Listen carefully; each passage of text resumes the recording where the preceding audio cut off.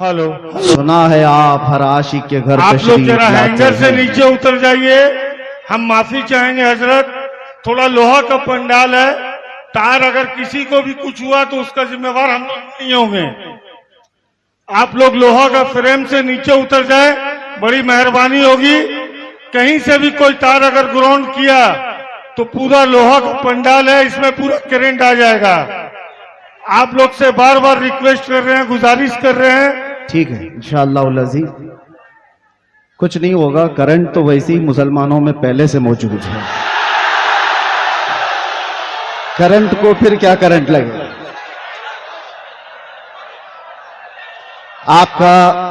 आपका जज्बा बरकरार रहे, तवज्जो चाहता हूं। और ये जो जोश और ये जो जज्बा है किसी के ऐलान से खत्म होने वाला भी नहीं। हमें पता है, हर दिन हम देखते आ रहे हैं, इसलिए कि दीवानगी और वो भी हुजूर पाक सल्लल्लाहु अलैहि वसल्लम के नाम पर हो। पूरी दुनिया अपनी ताकत जमा करके भी उस दीवानगी को रोक न सकी। 14 सदियां गुजर गई हैं, इस तूफान का रास्ता कोई रोक न सका। इसी को इकबाल ने बहुत पहले ही कहा था, थमता न था किसी से सैले रवा हमारा, कुछ बात तो है कि मिटती नहीं हस्ती हमारी। सदियों रहा है दुश्मन दौरे जमा हमारा। मेरे अजीजों, आज हम उर्से कायदे अहले सुन्नत में हाजिर हैं। आप हजरात जिस अंदाज से भी सुनना चाहें मैं सुनाता हूं, खड़े होकर के, बैठ करके, सो करके, जिस तरह से भी है, और खामोशी से या चीखते चिल्लाते, आपकी अपनी मर्जी के मुताबिक। अब यहां पर किसी को क्या कहें कि बैठ जाओ, जगह हो तो बैठे, कहीं जगह है ही नहीं तो क्या बैठा है। इसलिए जो जहां खड़े हैं वहीं खड़े रहें। हाँ, इतना मैं कह सकता हूं कि कुर्सी वाले कुर्सी छोड़ दें तो अच्छा होता है। हम भी बहरहाल एक बार दुरूद पाक पढ़ लें। अल्लाहुम्मा सल्लि अला सय्यिदिना मुहम्मद मअदनिल जूदी वल करम व आलिहि व अस्हाबिल किराम व इब्निहिल करीम व बारिक व सल्लिम।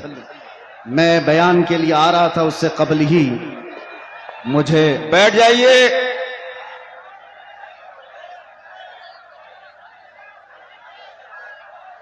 बैठिए बैठिए, धक्का मुक्की मत करिए, बैठ जाइए।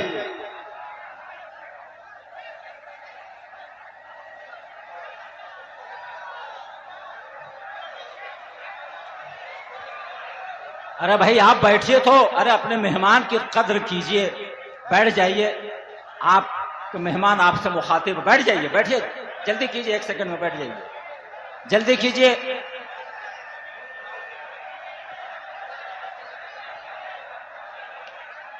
आप हजरात जिस मुकद्दस महफिल में आए हैं उसकी तरफ तवज्जो करते हुए, और ख़ास तौर पर ये मिंबर जो होता है ये मिंबर रसूल कहलाता है। मैं तमाम ही नौजवानों से कहता हूँ कि अदब अगर बरकरार नहीं है तो फिर इस तरह के जलसे में हाजिर होने का मतलब भी नहीं निकलता। वाह, कोई फ़ायदा नहीं होता। यही वजह है,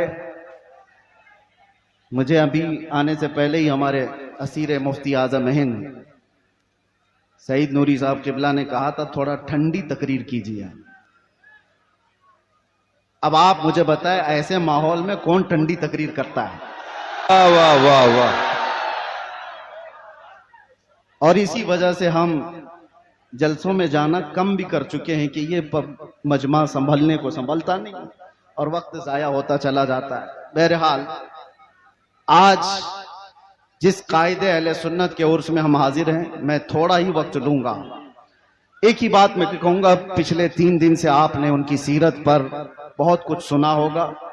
उलमा, खुतबा, शोरा, यहाँ पर बहुत सारी चीजें आपको सुनाकर जा चुके हैं। लेकिन मैं अपनी जिंदगी में आज महसूस करता हूँ, पल पल, घड़ी घड़ी अगर किसी की याद आती है मुश्किलात में, तो वह अरशदुल कादरी जैसे कायद की याद आती। आज उम्मत को जिस कायद की जरूरत है वो अरशदुल कादरी जैसा कायद था, जो उलमा को मुत्तहिद करे, मरबूत करे, सियासत में हमारी क़ियादत को एक नाम तक पहुंचाए।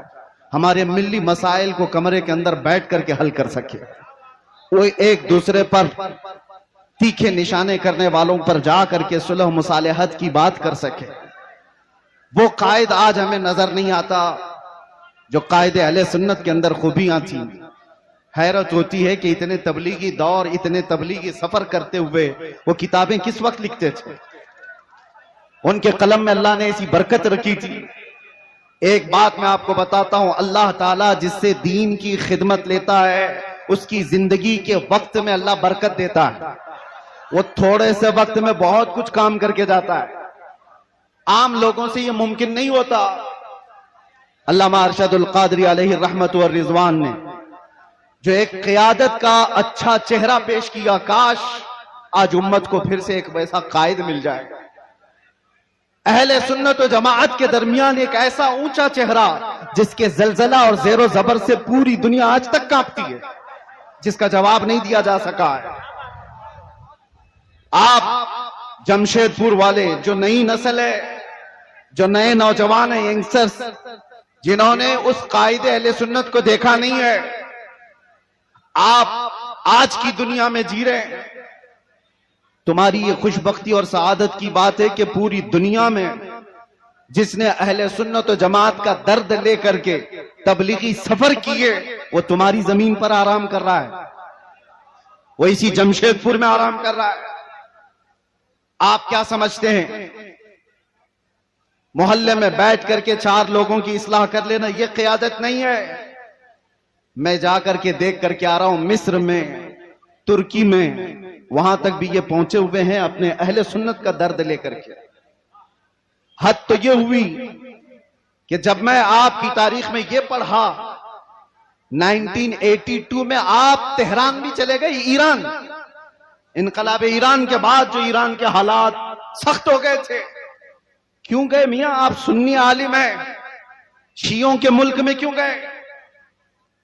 इसलिए नहीं गए थे कि शियों से लिफाफे लेकर आए और अपना महल बनाए, बल्कि इसलिए गए थे कि तेहरान में 5 लाख सुन्नी मुसलमान जीते थे। उनके मुस्तकबिल की फिक्र करके हिंदुस्तान से वो ईरान पहुंचे थे। ईरान के सुन्नियों को एक मस्जिद बनाने की इजाजत नहीं दी जा रही थी, तो दर्द ईरान के सुन्नियों को नहीं, हिंदुस्तान में बैठे अरशदुल कादरी के दिल धड़क रहे थे। उम्मत का दर्द हो तो क़ियादत आती है। और एक बात, मैंने आप ही के अशार से अपनी गुफ्तगू का आगाज किया। सबसे मेरी पसंदीदा नात अकेले में जब भी मैं सुनता हूं, सबसे ज्यादा अल्हम्दुलिल्लाह आला हजरत की नातों के बाद अरशदुल कादरी अलैहि रहमा की ये नात, इसलिए कि ऐसा है कि ये हम जेल में भी गुनगुनाते थे तो तसल्ली होती थी। बहरे दीदार मुश्ताक है हर नजर, दोनों आलम के सरकार आ जाई। चांदनी रात है और पिछला पहर, दोनों आलम के सरकार आ जाइए। ये वो कहता है जिसका दिल बाराहे रास मुस्तफा से जुड़ा हुआ होता है, जिसके दिल की धड़कनें मेरे आका के इश्क में धड़क रही हो, वो इस तरह की तमन्नाएं करता है। और एक बात मैं आपको बताऊं, बहुत सारे लोगों को देख करके आप कंपेयर ना करना। जिसके सीने में सच्चा इश्क रसूल होगा उसके दिल में ऑटोमेटिक उम्मत का दर्द भी होगा। ये लाजिम चीज है। जो नबी से बेपनाह मोहब्बत करता है, बाय डिफॉल्ट जिसको कहते हैं ना, ऑटोमेटिक उसके अंदर उम्मत की मोहब्बत और उम्मत का दर्द आ ही जाता है। वो ऐसा नहीं है, ऐसा नहीं है कि उम्मत को तोड़ने की बात कर रहा होता है और रसूलुल्लाह की सीरत बयान कर रहा होता है। झूठा होगा। नबी से मोहब्बत करने वाले की सबसे पहली अलामत बयान की गई है। मेरे आका ने खुद फरमाया, मल्लम यहतम बिअमरिना फलैसा मिन्ना। जो इस हाल में सुबह किया कि मेरी उम्मत का ख्याल नहीं किया, वो मेरी उम्मत में से नहीं है। हुजूर ने फरमाया, जो उम्मत मुस्तफा का ख्याल नहीं करता, हुजूर फरमाते हो मुझ में से नहीं है। और जो रसूलुल्लाह से मोहब्बत करता है उसे उम्मत का दर्द सताता है, उम्मत का दर्द सताता है। अल्लामा अरशदुल कादरी रहमतुल्लाह ताला अलैह की जिंदगी को पढ़ो। ऐ नौजवानों, कितनी जगहों पर वो सफर करते चले गए। उस जमाने में जब टेक्नोलॉजी इतने उरूज पर नहीं थी, असबाब इतने नहीं थे। आज हमें वक्त बचाने के लिए इतने पापड़ बेलने पड़ते हैं। मैं अपनी बात कर रहा हूं, मैं कहीं जा करके अपने सफर की दास्तानें नहीं सुनाने का कायल नहीं हूं, लेकिन फिर भी मैं आपको बताऊं कि सफर को बचा बचा करके वक्त के लिए आज हम इतनी कोशिश करते हैं, फिर भी अपने घर को वक्त नहीं दे पाते। अपने घर के लिए वक्त निकालना मुश्किल हो जाता है। जबकि आज प्लेनों का सफर करते हैं, इधर से बैठे उधर उतरे। और ये वो अशखास, वो नुफूस कुदसियां हैं जिन्होंने कई कई दिनों तक बसों के और ट्रेनों के सफर किए थे, और फिर भी उम्मत के दरमियान जाकर के खिदमत इस्लाम का वो हक अदा किया जो आज प्लेनों का सफर कर करके भी 100 लोग नहीं अदा कर सकते, नहीं कर सकते। वो दर्द था उम्मत का। मैं मेरे वालिद गिरामी रहमतुल्लाह ताला अलैह से अल्लामा अरशदुल कादिर रहमतुल्लाह अलैह के मुतालिक बहुत बचपन में सुना था, जब मेरी उम्र अभी मुश्किल से 7-8 साल रही होगी। उस वक्त से सुनते आए जब अभी मदरसे की दहलीज पर कदम भी नहीं रखे होंगे। हाँ, किस वजह से सुनते थे?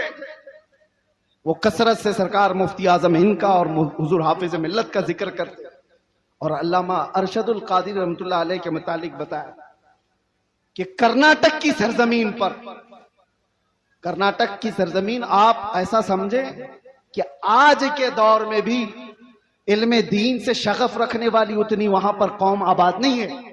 आज भी ऐसे हालात है। उस जमाने में फरमाते थे, मेरे वालिद के एक खत लिखा था खाली, और उस खत की बुनियाद पर वो जानते भी नहीं थे हमें, आ गए स्टेशन पर आकर के पूछने लगे कि फला मौलाना ने खत लिखा था मुझे, मैं यहां आया हूं। पता पूछते हुए मस्जिद तक पहुंचे, और मुसलसल कई दिन तक वहां पर ये फरमाया करते थे, कई मस्जिदों के सिलसिले में फिक्र, कई मदरसों के मुतालिक फिक्र। और आज उनका एक दर्द में एक जुमले में बताता हूं, उलमा समझ जाएंगे, उलमा समझ जाएंगे। बड़े बड़े कायदीन, माफ करें मैं किसी को टॉन्ट नहीं करना चाह रहा, बड़े बड़े पीर बने, कुछ भी बने, उम्मत का दर्द नहीं है तो उनके लिए ये जुमला है अल्लामा अरशदुल कादिर रहमतुल्लाह अलैह ने। और वो जिसके लिए कहा था वो भी कोई आम आदमी नहीं थे, वो अपने जमाने के बहुत बड़े खतीब थे, बहुत बड़े खतीब थे, जिनका तूती बोलता था हिंदुस्तान में। उसके बावजूद अल्लामा अरशदुल कादरी उनको खत में लिखते हैं कि उम्मत के हालात के सिलसिले में अगर आप खामोश रहे तो आपकी बेदारी के लिए मैं क्या कर सकता हूं। तो जुमला कितना प्यारा है, फरमाते, काश मुझे सूरे इसराफील मुस्तार मिल जाती। फरमाते हैं इसराफील अलैहिस्सलाम की सूर मुझे उधार में मिल जाती, वो फूंक फूंक करके मैं हंगामा महशर बर्पा कर देता आपको बेदार करने के लिए। ये दर्द था मेरे अजीजों, दर्द था। आज जरूरत है इस भोली भाली उम्मत को इस तरह से ऐसी आवारा छोड़ने की बजाय इनके रास्ते तय किए जाए, इनके रास्ते तय किए जाए।